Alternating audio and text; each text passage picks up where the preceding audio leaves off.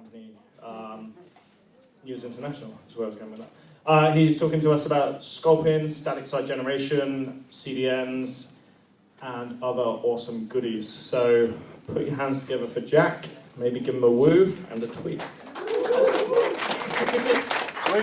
Thanks, Doc. So before I get started, I'm not doing slides tonight, I'm live coding. But if you'd like to follow me, I have some scheduled tweets, some links, some useful resources going out. So feel free to follow me for the night, get the resources, and then block me completely. It's fine, it's quite welcome. But I'm going to jump straight into it, because tonight I'm going to be talking about building static sites. So much of the time we talk about building something dynamic, we're working with CMSs, all this sort of really awesome engineering things, but ultimately it just boils down to HTML, or whatever we're serving up. The reason why I've really quite enjoyed this is because I wanted to relaunch my blog and what I write about. Previously I was working with WordPress, and can I just get a quick show of hands? Who's worked with WordPress or does regularly? Cool. It's really good at content management, but sometimes I find it difficult to work with just for like little small things. You have to go up and hook into the loop and other bits and pieces, and I just wanted something simple that I could work with. All I'm publishing is some text, and hopefully making it look a little bit pretty. So I wanted to go into something simple and started researching ways to go about that. So tonight I'm going to step you through how to get started with Sculpin, and of course what it is. We're going to go through and explore how to extend it a little bit for your own site, what you might want to do with that. Yep. Yes, yeah, similar to Octopress and a couple of others. I'll touch on those as we go. We're going to build two different things. We're going to show you how to modify the templates and go in and add your own elements, as well as completely customize your posts. So for WordPress, I guess you can think about this as custom post types. Pages versus posts versus whatever you're setting up. We'll do the same thing in Sculpin. And then I'll show you how I've got my site set up, which takes your static site, whatever tool you might use around that, and how I've got it setting up through S3, CloudFront, and Round 53. So tonight is going to be live coding, a live demo, using Sculpin. So Sculpin, as was raised, is similar to tools like Octopress. You've got Jekyll as well. There's quite a varied number of tools out there to generate these. They all use different templating systems, different content tracking.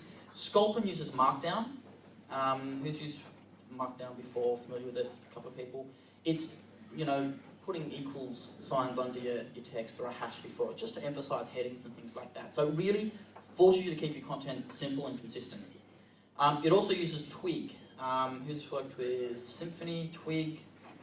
Twig's a templating language, so it's becoming more of a standard. I wouldn't say it's an industry standard, but it's very, very popular, very, very common, and you'll probably end up working with it at some point. And ultimately, we're going to combine the two of them into a beautiful HTML site. So without further ado, hopefully you can see this. Awesome. I've got a brand new project, and you can get this checked out. I've just tweeted a link approximately. Can you zoom in? Oh, no. Yeah, I'll zoom in. So I'm going to zoom in and show you some code. I'll zoom out and bring up the next piece of code and bring it back in again. So if I ever forget to do my Command P, yell out and heckle. So Sculpin, it has a very, very nice Hello World project, which is some of the code that I'm showing you now. And this might look familiar to you as a composer config, composer.json. And that's because Sculpin actually embeds Composer. Anything you can do with Composer, you can do with Sculpin, which is kind of cool. So you can do things like Sculpin update, Sculpin install, Sculpin require, just as a command line tool to go and build your dependencies. Now Bo, our author here, Bo actually kind of created Sculpin, and this is his Hello World template, how to build a blog example with it. And what we're doing is we're bringing in some additional components, some Bootstrap jQuery and some highlights. These are all sort of front-end tools, hopefully everyone's familiar with them. I'm not going to touch on them tonight because they're not really core to Sculpin, they're core to this demo. Right? So you can bring in anything here. The second thing I want to touch on may or may not be in my demo because I've been hacking around with it all afternoon. Lots of fun little things. It's not sitting here. So Sculpin is based off Symfony. It uses a bunch of Symfony components to do all of its magic, which means if you want to write a Symfony bundle, you can hook into all of the internal events within Sculpin and write your own extensions and plugins. And in fact, most of the processing through this example you'll see here is actually using some of the, internal bundles that have been set out separately like that. So we'll jump in here, we get started. And there we go. So just like you go and grab Composer, you can go and grab Sculpin as a FAR file. FAR, for anyone that isn't familiar with it, is building a PHP application down to a single binary, a single file that you can then execute. It has an entry point and then runs like a normal application. Davey Shafik and a couple of others came up with that one for PHP 5.3, so hopefully everyone's on a modern enough PHP version to run it. The next thing we do is just grab the Git repository, and again, I'm not going to go through this in too much detail because it's all documented up online, yada yada yada, hello world. But the trick here is that we've actually got a template to bring down, and I'll be working off master from this repository to go and hack around with what we're doing tonight. So we jump in here, and I'll load up my terminal to do some quick hacking.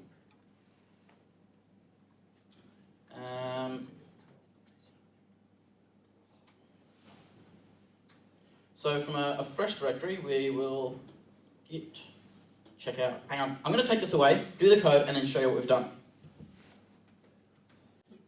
Okay, so I haven't done much, but I've hidden some stuff. Sorry? Can you zoom in? Can I zoom on this pane? No, I can't. So all I've done then is I've just reset my local working copy, so we're at a fresh checkout of Sculpin. The first thing I want to highlight is the YAML config on the left-hand side. And we'll jump into the kernel and show this piece of code, which is terrible, so we'll do this. This introduces a base content type. I guess this is your WordPress default, which is posts, and sets up a basic permalink. Now there's some defaults underneath this that we'll touch on a little bit later on. Separate to this is your config for the site, which looks a little bit like this. All you're doing to configure your site and to build this is building YAML config to tell Sculpin how to build things. There's very little PHP code actually involved. So to the markdown. Sculpin puts all of your source view website inside a source directory, and the default is posts. Let's have a look here. The opening of a file is a little YAML header that looks a little bit like this. Can everyone kind of see that at the back? Does the font size work? I did a bit of a test earlier, that's okay. I'm not seeing too many confused faces, so I'm going to assume it's working quite nicely. And all you're doing is writing text. That's it. Really simple. Now you'll notice here some code formatting, some elements in the text. This is all markdown, and it's just a way for you to sort of annotate certain sections, certain paragraphs, block quotes, headings, and the like. Now, back in my project, I've got a series of these files. They're all just my normal blog posts, as I would like to have them published. And we jump down to the views and the templates. So, just out of curiosity, how many people work within an MVC framework that has an abstraction of layouts and views? Symfony, Zend, CodeIgniter, Cake, I think Laravel as well. All of them have this. Sorry? AngularJS does that too. Awesome. I don't JavaScript. I don't front end. So this is all kind of new and fun to me as well. So a layout is kind of cool. It happens to be really simple HTML. But what you'll notice is that we're starting to use twig to put in certain variables in our page. Fairly simple to the way you do normal templating, but there's no PHP tags in here. It's specifically twig and those twig tags. Now what I really want to emphasize, let's try and find it. See, I did some cheats earlier, is this line. So this is actually saying, out of all the template, this is where we're going to put the content block and the content wrapper, and just pop it in here. So what I'd like to do, once I've generated my site, is go and hack around with that. So how do I generate my site? Well, it's really simple. Just like Composer does with its command line, you can build a site. So Sculpin as a command, just like you've got Composer as a command, you go Sculpin generate. That's it. Now I've added two other things in here. First of all is the -- server option, which uses the built-in server and actually serves your website so you can view it in your browser. And the second option I've put in there is -- watch, which anytime I update any of my code and Sculpin detects that it's a dirty file, it will rebuild everything that's dependent upon that file and update the site. So I'm now running, there's my build, it's really quick, and hopefully the live demo gods are looking after me tonight. I can refresh the page, and here's that demo site. It's very simple. So we can go in and customize this down the track. But you can see my post starting to come through nicely formatted with my code blocks. So what I'd really like to do along here is I'd like to go and customize the right-hand sidebar. I want to go and, for my posts only, not necessarily the home page, but just my posts, I want to go and put in a custom widget on the right-hand side. So the way we go about that is we're going to, first of all, add a sidebar block to the main template to let us control that. And then what we're going to do is actually go and override it inside the post template. Now I'm going to start projecting my voice without a microphone because I'm going to live code this for you. So if you can't hear me up the back and you'd like to, either shout something nice or a little bit more cruel, or just throw something at me and grab my attention. So the first thing we're going to do is we're going to jump back into the code, into default.html, which happens to be here. And we're going to have a look a little bit lower down at the sidebar. So we can see the sidebar HTML. I would like to go into the sidebar and add a little twig block called sidebar. That's it. That's all I have to do there. Now, I'm actually going to go down below and close that off, as you do with most tags. And I've just notated, now this isn't just HTML in my template, this is a block of HTML. And now Twig knows that it can work with this and actually replace it. So jumping out of the main layout, I can go back into a view, which funnily enough is in the _views directory. So it's quite straightforward, called post. Now at the very top here, we've got, it's extending default. So anything in default as a template is now in this one. And then we can override specific blocks. The content wrapper, I noted before, is where we actually go and put content in. And you can see here we're actually adding the articles in the page. So if I go down to the bottom here, just declare another block.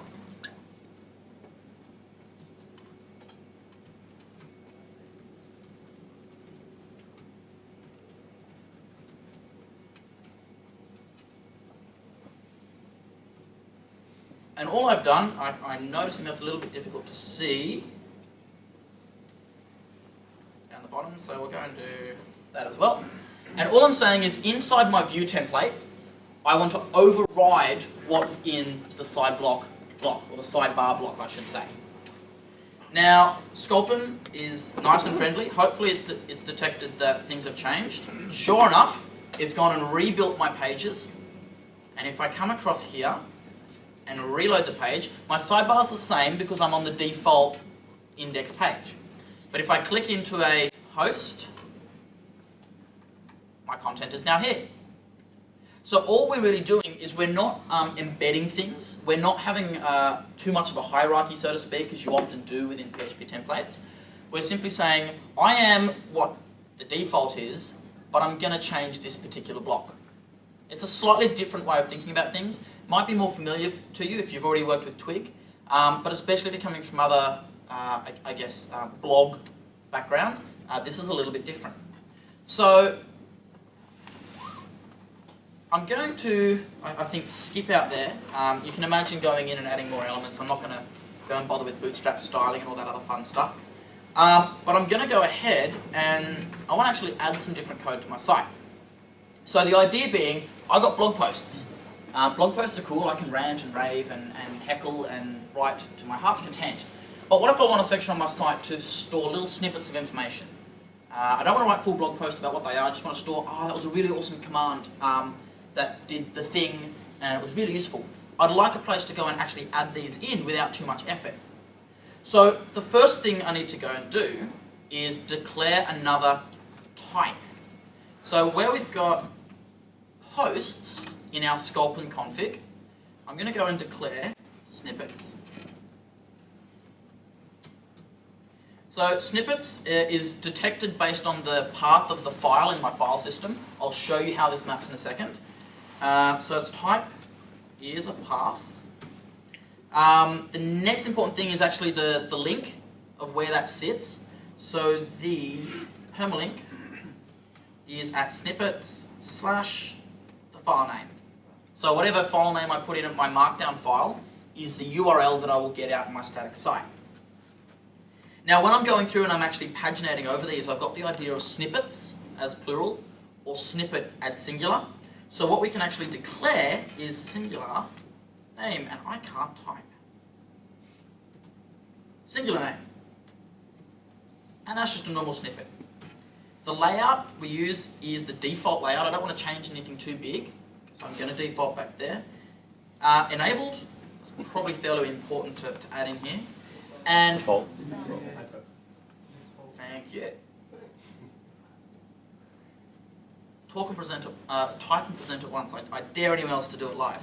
And the final thing I really want to do is I want to be able to tag these things with common sort of themes, as we would in WordPress. So what I can declare as a taxonomy, tags. Now, I won't delve into tags too much because I promise to stay away from some of the internals of Sculpin. But Sculpin declares taxonomies in a similar way that you could think about them that WordPress does. And so I can simply say, I want this particular type of post or this particular type of content to use that taxonomy, and in this case it's tags. There's also available categories, and you can add other taxonomies as you wish through those Symfony bundle extensions. And that's it. I can now work with snippets as much as I do blog posts. But how do I display these? Well, I jump out of my code, and I want to... Let's go and write a blog post, shall we? Let's go do that. So I go back to my directory, and just as I've got my posts directory, I know you can't see that very easily, but it's just underscore posts in your sort of root folder. I'm going to add another directory called underscore snippets. And inside snippets, I want to create a new markdown file. Now I'm going to call this one, what will we call this one? We're going to call it HHVM and Composer. So I give it a date so that I can order these things quite simply. And then we're going to call it HHVM and Composer. And it's a text file, and I need to quickly refactor that to declare it as a markdown file.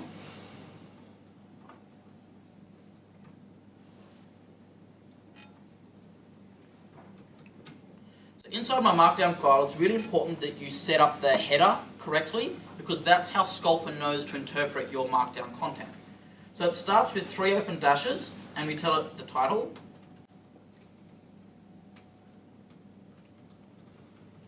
And I'm going to call it Speed Up Composer with HHVM. The next thing I'm going to do is I'm going to tell it what tag it is. Remember we declared that we're going to be using tags for these posts. And the particular tag is tags, plural. I'm just going to tag it with HHVM. That would be helpful, thank you. Can we see that? Not as easily. That's a little bit better. Good. And now I can close off that header. That's all you need to do to declare a new post type. Anything I write there is now part of my snippet, or post, or whatever other content type you've declared. Now, I've been doing a little bit of work recently trying to speed up Composer with Hack and Hip-Hop and some of the other PHP virtual machines or interpreters. And so I come up with this really awesome piece of code. So it's a bash script. And what do? So we alias Composer to be HHVM.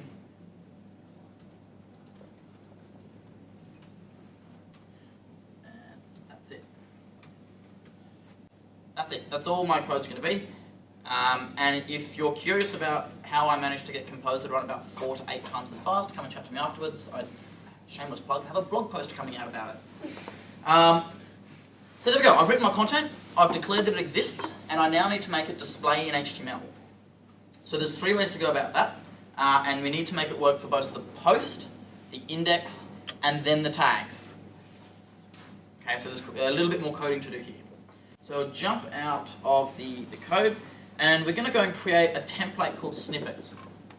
Now this is where you'll start to notice that Sculpin works a little bit differently to your traditional HTML templates. Anything inside my source directory on the side will get passed by Sculpin. Now just take a moment there. So it's not like declaring that there's a sort of a public directory in your site and all of your assets go there. Everything gets cycled through, passed by Sculpin, and then dumped out the other end if you've built it. So instead of declaring URLs like you would in a controller with actions or routing in your framework, you declare them by creating the templates in the directories that you want to exist. So if I want to go to /snippets or /snippets.html, I create a template in my root directory called snippets.html. And I do just that. So I'll jump into the template.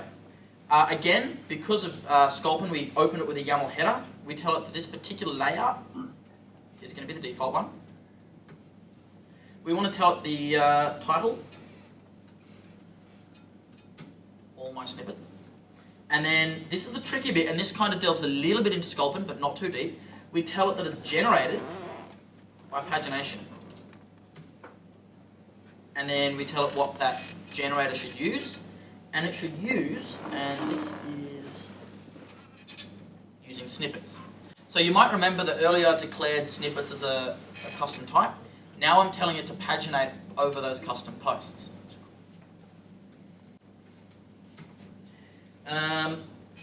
Yes, we'll type that in. So we want a UL, an unordered list of all my snippets.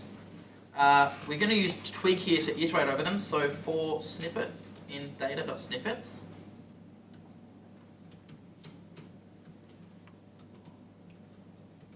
again, ending my loops because we don't want it to go forever.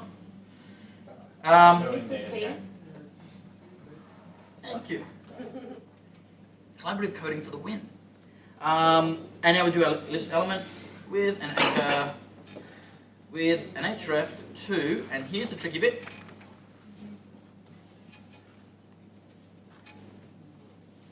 So we pop in our URLs and we build them up manually. Now if this fails, don't worry, we're not going to spend ages trying to debug it because I did build one earlier. But I want to emphasize some of the template construction here as well. Emphasizing specifically snippet.url. So snippet is that singular that I'm using here, coming out of those snippets that it's discovered in the directory. Now what else do I need to do? I haven't done that nicely. I need to close my URL, I need to close my anchor tag, and I need to give it something to actually link, which is going to be the snippet.title. That wasn't too difficult, and I think it's worked. Shall we find out? Let's jump out of presentation mode. Sculpin is probably still going. Yep, still going. Hasn't died on me yet, and if I go to /snippets, nope, it's died on me. There we go. So we've got our snippets page rendering. There's nothing there. I know I'm definitely missing something though. There's nothing on that side of the paper that's going to help me. Snippets. Nope. So I'm going to skip debugging my notes, and here's one I prepared earlier.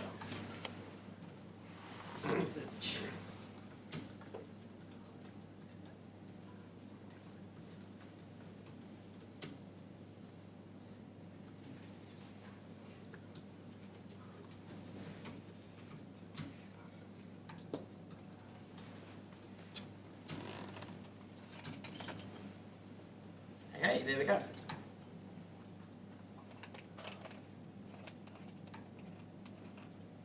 So if I rerun my sculpin generate, it's working. Haha. There are my snippets. Woohoo! You'll notice I've got 2 blog posts there because I created one in the demo and there's one that I've pre-prepared. And just because I built up those links, put it into the template and then told it kind of will exist here. I can hopefully click in. Yay! There's my post. So you can build up very simple structures and very simple static sites just combining these 2 elements. Now I'm happy to post this code up so you can see a demo. It's also somewhat modeled off the docs from Sculpin, so you can follow through most of this with your own content types. I think their example used the idea of presenting projects on your personal website rather than snippets. But I care more about the code, so I jumped into snippets. Now this is all well and great, probably a little bit more boring, but I want to show you how I've got a production site up and running using this as a base for the blog. And that blog looks a little bit like this. So this is my site. It's a bit crude, it breaks in some cases, it's awesome in others. I love it and I'm continually improving it. But all of this content is written in Markdown. Yeah, so that's all sitting in Markdown files, the whole Yeah. My whole site is just HTML templates templates and my head markdown. just goes, files. Yeah, what about that versioning? What about being able to schedule releases of content? It's a freaky thing to do, especially if you come from a content management background. You know, I've got big functionality requirements to be able to forward publish content and schedule releases and all this kind of stuff. Nope. What's written is written, and then it's published. You don't get any control about that. But what I've really found is that having that kind of restriction forces me to sort of be creative about my solution or not care about it. Keeps things simple. So how do I go about this? Well, if I jump across to my many projects open, this is one of my blog posts. And in fact, this is the one about speeding up Compose with Hip Hop, or Hack. So, I keep vibrating. Is someone tweeting? So here's a blog post, and very simply put, same structure. I have a few extra CSS files. Most of these come out of the template that I bought. I emphasize I don't really do much front end. If you do front end, I know Zach does front end, so I'm going to dump Zach straight in it to talk about front end stuff. But at its core, it's just twig templates. Now what I've really done here is there's a script called S3 publish. And I'll leave that up there while I talk about deployment techniques. So it's all good to have a static HTML website. You can run it on your local machine, but how the hell do I get this out onto the internet and published onto my blog? So the first thing is I decided to go and use Amazon Web Services for my hosting, something a little bit different on Amazon than what I've done in the past, and I could do it at scale, but statically. So the first things first is this is a script that comes default with Sculpin. You can use it, you can hack around with it. All you need to do is pop in an S3 config file or however you configure your environment with your IAM roles, and it goes through and does some stuff, and then it will generate a production copy of your website. That's all it is, one line. And then it does some other quick config checks, and then it will push up all of your code to an S3 bucket. That's it. Now you can serve content direct from S3 if you like. Go back here. And hopefully, it hasn't logged me out yet. I'm still logged in. Woohoo! How are we going there? So developerjack.com is the web root, just an S3 bucket. All S3 is an object store. Just go and throw files up there and it works. And here's my website, index.html. Don't you love hearing it just works? 7 days later. 7 days later, right? So an S3 bucket looks a little bit like this. Does it work? Yes, it does. Now, you may not be able to see up there, but the URL is really long because it's developerjack.com.s3-website-ap-southeast.2.amazon.aws.com. So it's really long and it's pointing directly at my bucket. I'm not content with that. So what you can do is you can jump into Route 53. Route 53 is the DNS service that Amazon offers you. And we'll skip through my hosted zones because there's a couple of projects coming up I don't want to announce too early. And here you can see my DNS entries. Now, specifically, I've just put an A record on there for not the S3 bucket, but CloudFront. Now, the reason I've done this is I really wanted to serve my site up over HTTPS. Yeah, I'm not actually doing anything that needs HTTPS, but I like the shiny green thing, and it makes me feel really awesome. So I thought, how am I going to go about this? Static content, SSL, but I want it out on the internet. Well, S3 won't do it by default. You have to put CloudFront in front to serve up the SSL for you. So if I request to my website, give me the index.html file for developerjack.com, first of all, the connection hits the CDN. CDN goes, okay, so I've got a copy of that, I'll give it to you.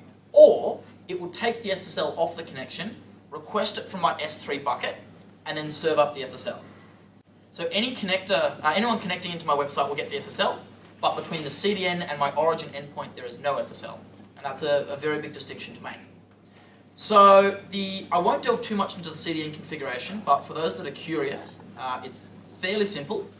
A couple of points. It takes about 15 minutes to update, so it can be a little bit slow to tweak your config and sort of massage it out to get working. But all you really have to do, zoom back in here, so you get a distribution. This is your CDN name, so to speak. And I've uploaded an SSL certificate, oddly enough, called developerjack.com-SSL. Funny those naming techniques. And the big thing there is that it's uploaded through IAM roles. Yes? Sorry, how much does SSL cost with CloudFront? SSL with CloudFront, I'll touch on that in a second because it can be either free or quite a lot. And I'll tell you the two tricks there. And all I do is I point it to my bucket with my origins. And there's my bucket. Now you can also go into S3, I will show you how to do this, and you can serve up your static site just with Route 53 pointing at your bucket directly and skip the CDN in the middle. And you do that, we've got to zoom in again, by going across here to Properties, so sort of zooming in on the right hand side, you go to Static Website Hosting, and enable it. That's all you have to do, one button, and you can now serve websites out of your S3 bucket. It's not going to run your PHP code, it'll serve it up. So don't put PHP code up there. Big do not do. But if you're just doing HTML like I am, it's really simple and really easy. Now to touch on the SSL question, Tim, that you asked. So SSL to purchase was about $10, I think. Just a little cheapy. I don't care about the encryption or the warranty or any other liabilities. So $10 SSL, really cheap and easy. When you get a $10 SSL, you might have to massage it a bit. You get different certificate files and you have to put them all into the chain in the right order and work with that. That probably took me about a day of do something, wait 15 minutes for it to go up. Nah, I got that wrong. Okay, I'll come back to it. And if you're curious on how to do that, there's lots of good documentation. If you don't find any good documentation for your keychain, ping me a tweet, I'll see what I can do. Happy to help out where possible.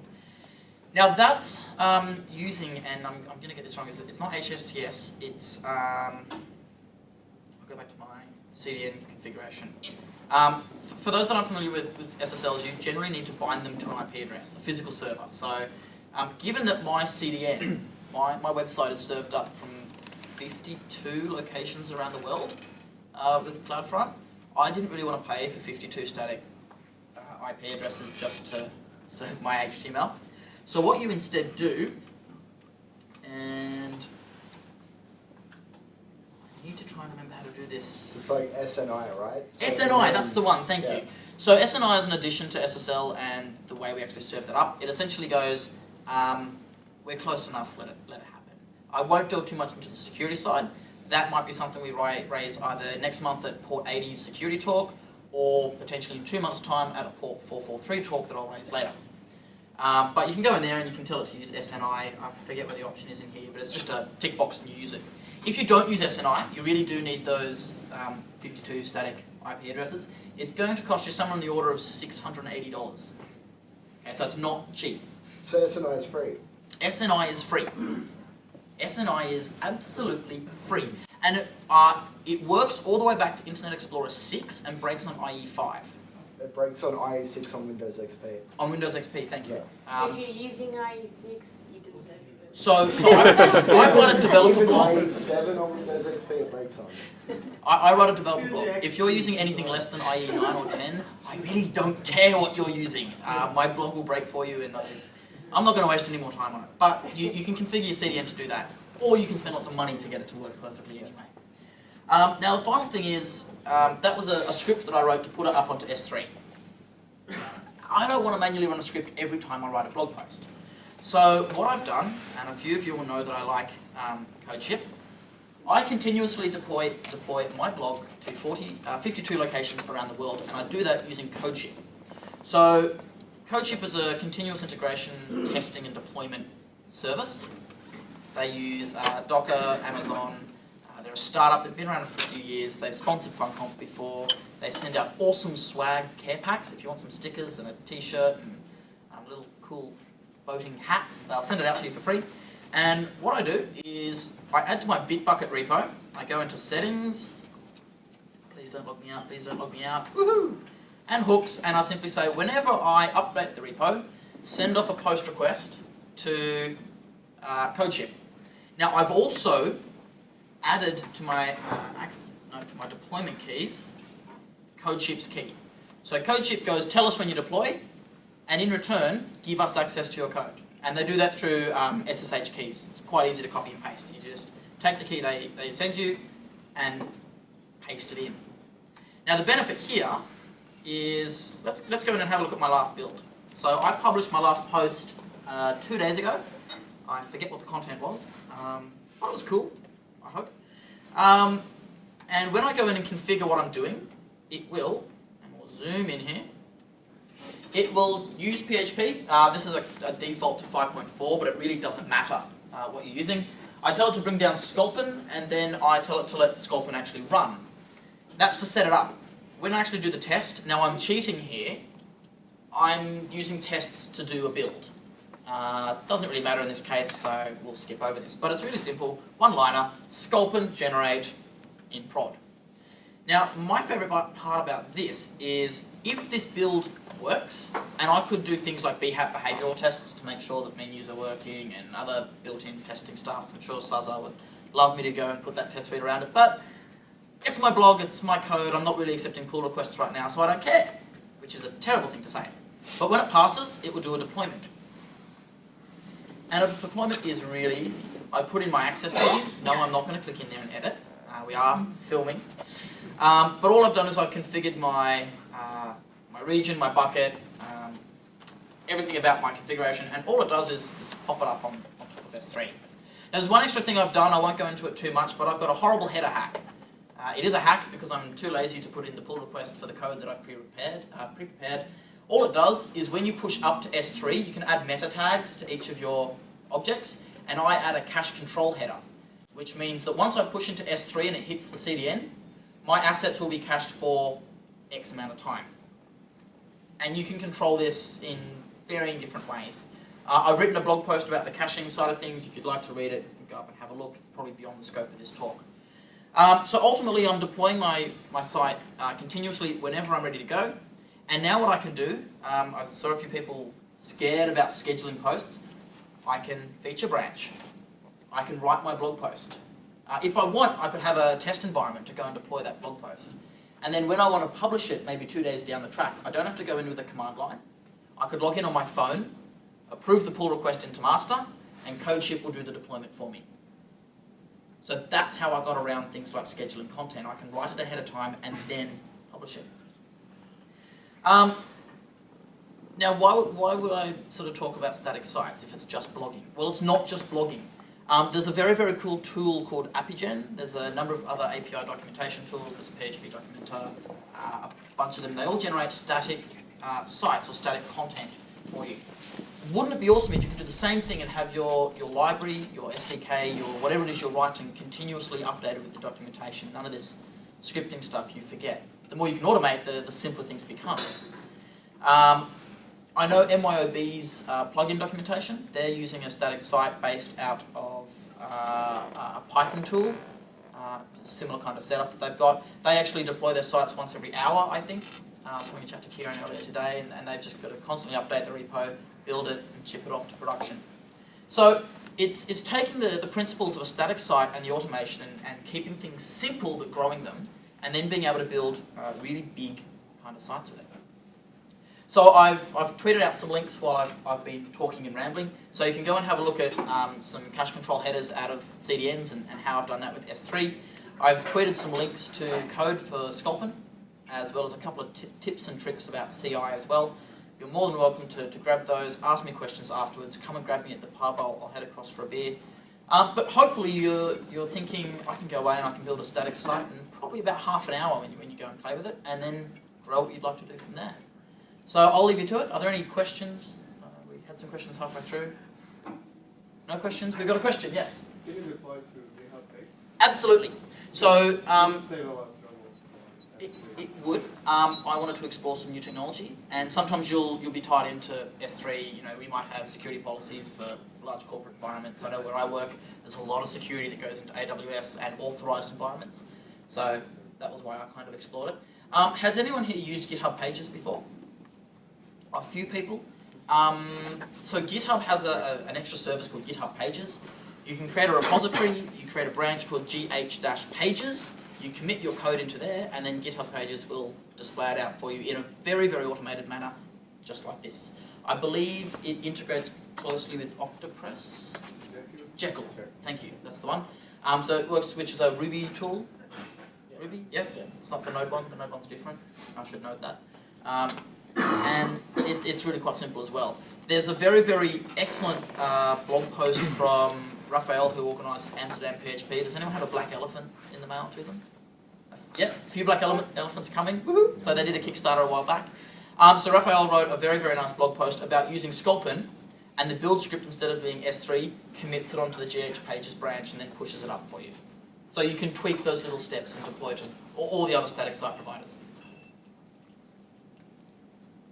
Any more questions? Yes, Tim? How long has Amazon had SNI for free for? I don't know, we could probably Google it, but you could do that later. I don't know. I started launching Developer Jack back in February, so they've had it for a few months at least. Before that, I'm not sure, but the documentation was fairly solid, so it didn't feel like it was a new release. It felt like it had been there for a while, and it's really simple to use as well. So go have a play with it. More of a comment. It's worth noting that for static site doesn't necessarily mean just something quick and dirty HTML. You can deploy entire front ends like AngularJS or React.js or pretty much any front end JavaScript site that has no server side deployment, because why not? You know, deploy by CDN, you'll get much faster I/O. Your servers don't deserve to be serving up JavaScript because they shouldn't. So you're on your blog, like what we're talking about here, and this might be, seem quite an odd question to ask, but what you're talking about there, pure static site, for me means no interaction. Nobody's actually commenting on anything, nobody's sharing, can you explain a bit So more about by that? static site, I mean that there is no server in the back end that's making it dynamic. Yeah. So you can do comments, discuss, and there's a couple of other front-end tools. Exactly, and it forces you to keep things simple. I don't have an authorization platform. I use one that exists. I don't build this. I use one that already exists. It's just using a lot of those microservices that pop up around the place. So you still have interaction, but Yes. you're relying on the third-party services to provide that back end for that interaction. Correct. The static meaning that my site doesn't Yeah. change. Yeah. Ultimately, it can be interactive by all means and links and navigation, but it is static. And kind of to build off that sort of comment there, Zach, it's not just for HTML. Remember that I'm just spitting out some text content, which happens to be HTML tags, and then a twig block, and then some more content, which happens to be more HTML. And so in the same way that I created snippets.html as a file, I can create atom.xml. And so I'm creating my atom feed out of Sculpin as well, which is kind of cool. Now, I haven't done it yet. I'm really curious if anyone would like to help me out. But I want to go and see things like if this then that services to grab feeds and then maybe tweet when I publish. Now that's something you might put in as a WordPress plugin. There'll be PHP that goes, on publish, send off to here and send off to there. How we leverage other microservices and other platforms to do exactly the same thing but keep it really simple. Because I don't have so much time in the day to go manage another site. And this is why this is really simple. There's no security for me to care about here. The only thing that I have to care about is my S3 deployment keys, and that's stored securely in CodeShip. Please, no one go and hack CodeShip. that would be a nightmare. Sorry? How much could shipping charges for coach or? How much does it cost me? So CodeShip has a free tier. I think it's 100 builds. It could be even more now. So if I'm publishing 100 things a month, I think I'm doing fairly well. It's pretty free. Where are they based? Sorry? Where are they based? CodeShip, they're out of Vienna, Boston. They've opened a third office recently. Mostly US, but they're really good at customer support. Okay. I have to say they have absolutely astonished me at how brilliant they are at customer support and responding. I tweet at their handle, and more often than not, I'll get a reply back from their CEO or CTO within 10 to 15 minutes, which I think is really impressive. The last thing I want to leave you with is touching on costs. So I launched this blog, and then, funnily enough, my invoice came in from Amazon. This is how much it cost me to host my website every month. Oh, awesome. Woo! That is awesome. Yeah. So who's got a WordPress host that's cheaper than this? So this is it. Maybe you want to host your API documentation on a static site. Yeah. You could say 12 cents, but change from 12, right? I could. It wouldn't be an Amazon product, though, would it? No, it wouldn't. But you don't even need the CDN in there. Right, that was a value add for me because I wanted to geek out and do SSL. You could probably, you probably couldn't do Route 53 cheaper. Why not serve it out of the S3 bucket? Yep, so if you did it direct out of the S3 bucket, you'd get rid of the CDN, Yeah. but you'd still need the Route 53 in the S3 bucket there. But you wouldn't need the actual 52. The Elastic Cloud Compute is something else. That's not related to this stack. That's a T2 that I forgot to tear down after some testing. Pro tip, Cloudflare does both DNS and Cloudflare. Both of them. So how much does that cost? Free. Free for how much? Like what's its Forever. usage level? Whatever, Unlimited. unlimited, everything. Awesome. Well, if you can throw a link in the meetup group, I'll retweet it. Cloudflare. Your domain usually does standard DNS for you as well. It can. This particular one is registered through GoDaddy. Can do that. Has anyone? It's before I got in on the net neutrality debate. Thank you. You can do anything with that. And you can do that. I wanted to go and use this as an example, as a learning thing, as something to share that was a little bit different. Because as you're well aware, a lot of people do use GitHub Pages and Jekyll and Octopress and a couple of others. So I wanted to do something a little bit different. What's the logging format that you get from the S3 buckets? Do you want to have a look? I've never actually gone in and had a look. I've never had the curiosity to. I'm a This- horrible human, sorry for asking. That's all right. So we might keep asking questions, or if that's it, maybe I can take this offline and show logs because not everyone's probably interested in logs. Sorry, Tim. That's alright. Yeah, logs are interesting. Everyone wants to know about logs. Everyone Okay. wants to know about logs. So has anyone been spamming my site on their phone trying to see what happens? Do I have CF logs? I have some CF logs. Oh, they're gzipped. So it's not just streaming logs, it's actually full stream logs. Download. So it looks like this particular, it looks like it's just an access request. So to develop a Jack, this one's on the 21st of Feb, which is probably when I launch the site because they're going to be chronological. From an IP address, I don't have turn the... S3 logs on. Sorry? I think you might have to manually turn S3 logs on and then Yes. store them somewhere. Yeah, so there's two different types of logging you can declare. When you go in and enable static site, you can also say log directory and throw it off elsewhere. And independent of that, you can also go to CloudFront and add its logs in there. Now, I should probably go and check the storage and things like that and set up CloudWatch alarms, because if I publish something that's really, really popular and half the internet visits my site and all of a sudden my S3 buckets go up, I'm going to get charged for that, of course. But I think S3 is quite generous in its free tier. I don't think I'm going to hit gigs and terabytes of logs. I'll just clear them out every few months. Eventually I should automate this, right? But that's future Jack's problem, and future Jack knows that past Jack is an asshole. So that's it from me. I think that was the last of the questions. Am I right? No more questions? Go once, go twice. Sold. Ollie, I'm going to hand it back over to you. And